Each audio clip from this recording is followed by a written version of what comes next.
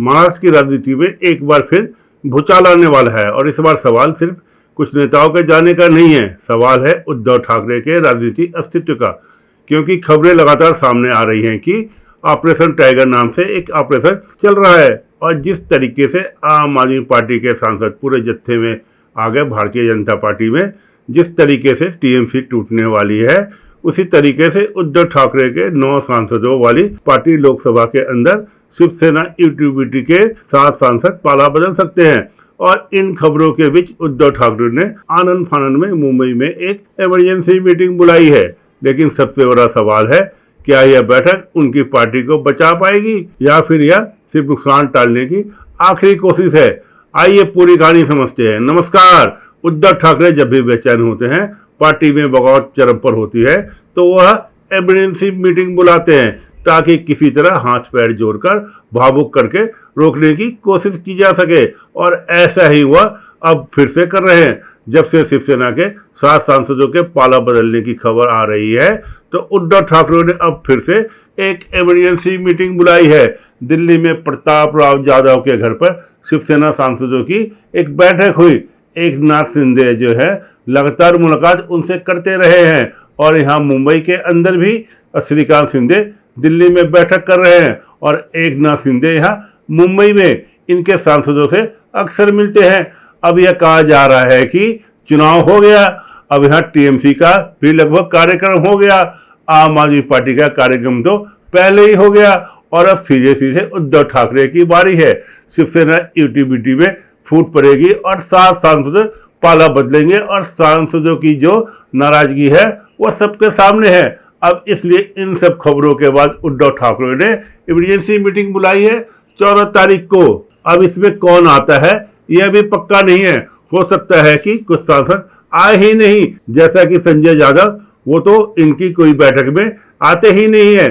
संजय पाटिल वो एकनाथ शिंदे के साथ देखे गए हैं, पर हो सकता है कि वो आ जाए। लेकिन संजय यादव का बड़ा मुश्किल लगता है कि कुछ एक और इनके जो सांसद हैं, जैसे कि भाव साहब वाकचौरे जो अहिल्यानगर से हैं, और वो अहिल्यानगर की बैठक में भी नहीं आ रहे हैं, तो इनको बैठक में भी आ भी जाए तो कोई बड़ी बात नहीं है। लेकिन उद्धव ठाकरे ने अब इनके हाथ में कुछ नहीं है, और एक कोशिश करने की सोची है कि किसी तरह से बनाने की कोशिश करें उनको। दरअसल सांसदों की दिक्कत है कि हम सीधे सीधे सरकार से झगड़ा मोल करके चलते हैं, हम जो है हर बात पर विरोध करते हैं, हम तुष्टीकरण की राजनीति करते हैं। तो उस मामले में भी कुछ अगर हम सांसदों को संतोषजनक जवाब दे सके तो उनकी भी कोशिश है, क्योंकि आने वाला है मानसून सत्र। और जैसा कि मीडिया रिपोर्ट्स में खबर आ रही है, और इसकी चर्चा भी है कि परिसीमन बिल आएगा, महिला आरक्षण बिल आएगा, और बीजेपी को 2/3 बहुमत इस बार चाहिए ही चाहिए। किसी भी तरह बीजेपी पास कराना चाहती है ये सारे बिल। अब उद्धव ठाकरे समर्थन नहीं देंगे तो उनके सांसद समर्थन देंगे। इसलिए इस बात की भी चर्चा है कि मानसून सत्र से पहले उनके सांसद जो है वो एनडीए का हिस्सा बन जाएंगे। अब एक इस विकल्प पर भी बात चल रही है कि हम मुद्दा आधारित समर्थन कर देते हैं कि आप बीजेपी में या एनडीए में मत जाइए, हम मुद्दा आधारित समर्थन संसद में करते हैं, जिससे कि जो संबंध है वो भी बेहतर होंगे। अपने सांसदों से इस तरीके से बात करने जा रहे हैं। क्या हमें यह तरीका अपनाना चाहिए? क्या आपकी यह शिकायत है और इससे दूर हो सकती है? तो उद्धव ठाकरे एक तरह से उनको संतुष्ट करने की आखिरी कोशिश कर रहे हैं कि अब फिर से एक बात कर ले, रोक सके, क्योंकि उद्धव ठाकरे के लिए तो कुछ नहीं बचेगा। आपके पास 20 विधायक जो महाराष्ट्र में हैं, और महाराष्ट्र में उस संख्या से कोई खास फर्क नहीं पड़ रहा, लेकिन 9 सांसद लोकसभा में मायने रखते हैं। जब अहम बिल आते हैं और उसमें कांग्रेस को विपक्षी दलों का साथ चाहिए होता है, तो जैसे कि अभी परिसीमन बिल जब अप्रैल में आया था तो कांग्रेस को जरूरत थी, क्योंकि हराना चाहती थी। महिला आरक्षण बिल के खिलाफ सबको वोट डालना था। तब ऐसे में आपके 9 सांसद बहुत महत्वपूर्ण हो जाते हैं, क्योंकि एक ठीक ठाक संख्या है, हार जीत में मायने रखती है। तो ये इंडी गठबंधन में इन सांसदों के कारण उद्धव ठाकरे की कुछ कह सकते हैं कि भाई मेरे पास यह है, शरद पवार से भी ज्यादा। शरद पवार के पास 8 है, इनके पास 9 है।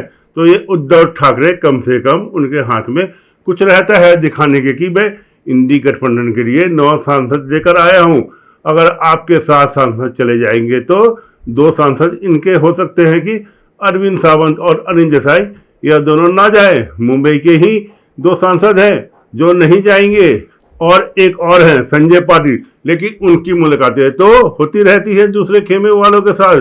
तो अगर यह दोनों नहीं जाते हैं तो बाकी चले जाते हैं, साथ चले जाते हैं, तो दो से आपका क्या इंडी गठबंधन में आपको वहां पर क्या जगह होगी दो सांसदों के साथ संसद के अंदर। इसलिए उद्धव ठाकरे के लिए सिर्फ ये महाराष्ट्र के लिए जरूरी नहीं है कि बल्कि इंडी गठबंधन में अपनी जगह बनाने के लिए, उनका अपना महत्व बनाए रखने के लिए भी जरूरी है कि उन्हें चाहिए 9 सांसद। लेकिन अब यह बात उद्धव ठाकरे के हाथ से निकल रही है। जब थी तब इन्होंने कुछ किया नहीं। इनके सांसद तो पहले से समस्या बताते आ रहे हैं, पर इन्होंने तो जस की तस चल रही थी, कुछ खास बदलाव हुआ नहीं। तो अब सांसदों का अंतिम स्थिति की बात आ गई है। भाई उनको ऑफर भी आ रहा है। एक नाथ सिंह तो ललियात बैठे हुए हैं कि कब मैं इनको ले लूं अपने पाले में। वो तो थोड़ा अभी बीजेपी की तरफ से होल्ड पर डाला हुआ है। तो अब जब इतना ऑफर आ रहा है, आप सत्ता के हिस्सा बनने जा रहे हैं, यहाँ तक कि जो संजय यादव है, यह तब की बात आ रही है कि वो बन सकते हैं मोदी कैबिनेट में मंत्री। और उनमें सबसे ज़्यादा चर्चा उन्हीं की है, क्योंकि सबसे ज़्यादा यही सबसे पहले अलग होना शुरू हुए। ओमराज निंबाळकर एक और हैं और नागेश अस्कर हैं। नागेश अस्कर की भी बातचीत चलती रही है, उनकी मुलाकात होती रही है शिंदे के सांसदों के साथ। लेकिन सबसे ज़्यादा चर्चा संजय यादव की है। तो जब आपको मंत्री पद मिल रहा है, जब आपको वहाँ पर और महत्व मिल रहा है, तो आखिर वो आपके पास क्यों रहेंगे। अब इसलिए उद्धव ठाकरे के पास उन्हें देने के लिए तो कुछ है नहीं। लेकिन यह चीज़ें हैं कि कुछ एक कारण अगर दूर कर सके या कुछ भावुक कर सके ठाकरे परिवार, तो उद्धव ठाकरे की अब ये मीटिंग कितनी सफल होगी यह तो पता चलेगा। सांसद कितने आते हैं कि नहीं, क्या बात होती है उनके साथ। लेकिन इससे उद्धव ठाकरे की परेशानी चल रही है। आप सोचिए, एक पार्टी है जिसके अंदर पार्टी का नेता इस बात से परेशान है कि उसके सांसद छोड़ कर जा रहे हैं, और उन्हीं पार्टी का एक महत्वपूर्ण नेता संजय राउत, वो किसके लिए परेशान है, कांग्रेस के साथ दूसरी पार्टियों के विलय होगा या नहीं। सीएम फर्नांडिस ने बहुत अच्छी बात बोली है संजय राउत के लिए, बेगानी शादी में अब्दुल्ला दीवाना। और संजय राउत इस तरह से कांग्रेस के लिए लॉबी करने में लगे हैं कि कांग्रेस के बड़े बड़े नेता भी नहीं कर रहे हैं। फिर से उन्होंने बयान दिया है कि कांग्रेस के साथ विलय कर लेना चाहिए उन पार्टियों को जो कांग्रेस से निकल कर आए हैं, जैसे टीएमसी है, जैसे शरद पवार की पार्टी है। शरद पवार की पार्टी के ऊपर भी दबाव बनाने की एक तरह से बयान देकर आप दबाव बनाने की कोशिश करते हैं कि आप जो है विलय कर ले कांग्रेस के साथ। अब तो देखो सब कर रहे हैं, और सब कौन कर रहा है, ममता बनर्जी के हाथ से टीएमसी तो निकल चुकी है। तो ममता बनर्जी, अभिषेक बनर्जी अपना राजनीतिक अस्तित्व बचाने के लिए ऐसा कर सकते हैं। लेकिन शरद पवार की तो अपनी राजनीति लगभग खत्म हो चुकी है। सुप्रिया सुले यहाँ जाने के बजाय बीजेपी में क्यों नहीं जाएंगी, एनडीए में क्यों नहीं जाएंगी। सुप्रिया सुले यहाँ मंत्री बन सकती है केंद्र में, तो कांग्रेस में जाने का तो सवाल उठता ही नहीं है। लेकिन एक माहौल बनाया जा रहा है और यह इस तरह से दिमाग में बात डाली जाती है, तो वही संजय राउत कर रहे हैं। अब वो बेगानी शादी में नाचते फिर रहे हैं, और संजय राउत की इन हरकतों से भी उनकी पार्टी के नेता नाराज हैं कि भाई आज ऐसे मौके पे जब आपके सांसद से बात कीजिए, सांसदों को मनाइए, लेकिन आप यहाँ कांग्रेस की पैरवी कर रहे हैं। उद्धव ठाकरे को भी यही परेशानी है। उद्धव ठाकरे लगे हैं सांसदों को मनाने के लिए कि किसी तरह बच जाए, किसी तरह न जाए। लेकिन उन्हीं के ये संजय राउत जो अपना रुख कांग्रेस की तरफ दिखा रहे हैं, यह भी एक शर्म की बात हो जाती है कि पार्टी के लिए कि इनके नेता दूसरी पार्टी के लिए लॉबी कर रहा है, यानी कि वह भी जाने वाला है। संजय राउत भी यह मैसेज दे रहा है। संजय राउत का कार्यकाल 2028 तक है राज्यसभा का। अब राज्यसभा में वोट डालते हैं विधायक। यूटीबीटी के अकेले बस में नहीं है कि और संजय राउत को राज्यसभा भेज सके, और इसके लिए शरद पवार और कांग्रेस की जरूरत पड़ेगी। अगर कांग्रेस साथ देगी, शरद पवार भी साथ देंगे, और शरद पवार की भी ये जी हजूरी करते रहते हैं। तो संजय राउत इसलिए कांग्रेस को खुश करने में लगे हैं। उनका उद्धव ठाकरे पर एक बयान उनके मुंह से नहीं निकल रहा।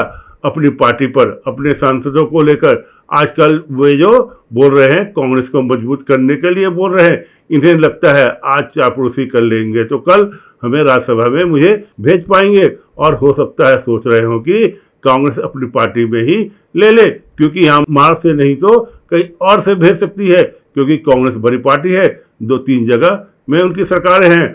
कब पाला बदल लेंगे संजय राउत यह भी नहीं कहा जा सकता।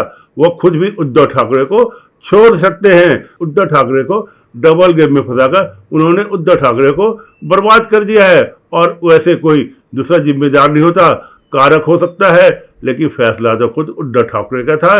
उन्होंने बीजेपी से भी अलग हुए, आज फंसे हुए हैं और संजय राउत जैसे सलाहकार रख रखे हैं जो उन्हीं की ही एक तरह से गठबंधन की राइवल पार्टी है, गठबंधन में प्रतिद्वंदी पार्टी है। कांग्रेस उनके हाथ मजबूत कर रहे हैं। अगर गठबंधन में कांग्रेस मजबूत होगी तो उद्धव ठाकरे तो कमजोर होंगे ही, यह तो तय है। तो पहले मुझे कहते हैं मुझे बड़ा भाई बनाओ, और कांग्रेस कुछ नहीं समझती। अगर कांग्रेस मजबूत होती है तो महाराष्ट्र के अंदर तो किसकी सीटें कटेंगी, गठबंधन में कौन ज़्यादा सीटें लेगा, कौन ज़्यादा मंत्री रखेगा। अगर सरकार बनती है तो उद्धव ठाकरे को ही नुकसान होगा, लेकिन संजय राउत को तो बस अपने से मतलब है। इसलिए उद्धव ठाकरे की पैरवी के बजाय वे कांग्रेस की पैरवी कर रहे हैं। तो उद्धव ठाकरे यहाँ कई तरह से फंसे हुए हैं। जिस पर पूरी तरह भरोसा किया वही धोखा दे रहा है, और जो तुम्हारे सांसद बनकर आए अभी तक तुम्हारे साथ थे वो भी छोड़ने वाले हैं। तो अब यह मीटिंग खेल रहे हैं। उद्धव ठाकरे के लिए सिर्फ एक बैठक नहीं है, यह उनके नेतृत्व क्षमता की परीक्षा है, यह उनकी राजनीतिक रणनीति की परीक्षा है, और शायद यह उनके राजनीतिक भविष्य की भी सबसे बड़ी परीक्षा है। अब देखना होगा कि मातोश्री की यह बैठक बगावत को रोक पाती है या नहीं। धन्यवाद। ऐसे ही खबरों के लिए देखते रहिए पब्लिक न्यूज। ताज़ा खबरों से जुड़े रहने के लिए हमारे चैनल को सब्सक्राइब करें और बेल आइकन को दबाना ना भूलें, ताकि हर खबर की नोटिफिकेशन आपको मिलती रहे।